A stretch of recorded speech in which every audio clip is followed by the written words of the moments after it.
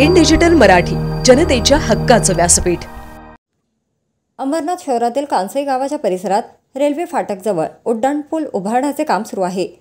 पालिकेच्या विकास आराखड्यानुसार शहरात येणारी जड वाहनांची वाहतूक शहरात न येता परस्पर बाहेर काढण्यासाठी प्रशासनातर्फे तब्बल 45 कोटी मंजूर झाले असून त्यातून हा उड्डाणपूल तयार करण्यात येतो।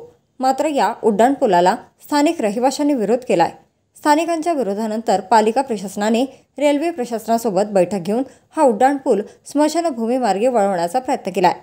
मात्र हे शक्य नसल्याचं पालिका आणि रेल्वे प्रशासनाने प्रत्यक्ष पाहणी केल्यानंतर समोर आलंय। त्याचं कारण म्हणजे प्रस्तावित उड्डाणपूल हा अंबरनाथ MIDC मार्गे सरळ मोहनपुरमच्या दिशेने जाणार होता। मात्र या उड्डाणपुलाला स्थानिक नागरिकांनी कडाडून विरोध केलाय। नागरिकांच्या विरोधानंतर रेल्वे प्रशासनाने हा पूल स्मशानभूमी मार्गे वळवण्यासाठी त्या मार्गाची पाहणी केली। मात्र या मार्गात मोठी भुयारे गटारे असल्याने या भागातून हा उड्डाणपूल वळवणं अशक्य असल्याचं पालिका आणि रेल्वे प्रशासनाच्या लक्षात आलंय। त्यामुळे आधी ठरलेल्या आराखड्याप्रमाणेच हा उड्डाणपूल होणार असल्याचं समोर आलंय। स्थानिक नागरिकांच्या मागणीनुसार पालिका प्रशासनाने या उड्डाणपुलाला वळण देण्यासाठी रेल्वे प्रशासनाकडे पाठपुरावा केला होता।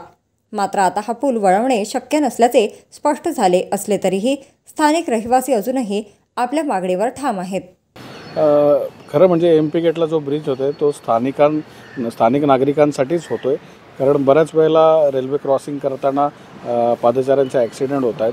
प्रशासनाने एक चांगला निर्णय घेतला होता, पण इथल्या स्थानिक प्रशासनाने ज्या वेळेला या ब्रिजवरचं लेआउट बनवलं ते इथल्या स्थानिक नागरिकांच्या फायद्याचं नव्हतं।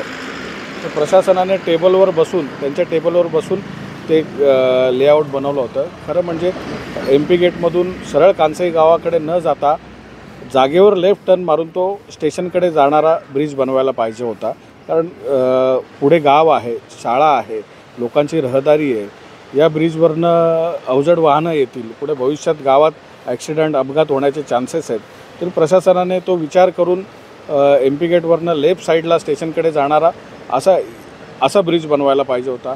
पण प्रशासनाने नागरिकांचं हित न जोपासता त्यांचं स्वतःचं हित जपून तो ब्रिज बनवला आहे। तरी अजूनही आमचा त्या ब्रिजला विरोध आहे। पुढे भविष्यात आम्ही या ब्रिजच्या विरोधात नक्कीच आंदोलन करू आणि ब्रिजचं डिझाईन चेंज करण्यासाठी आम्ही प्रयत्न करू।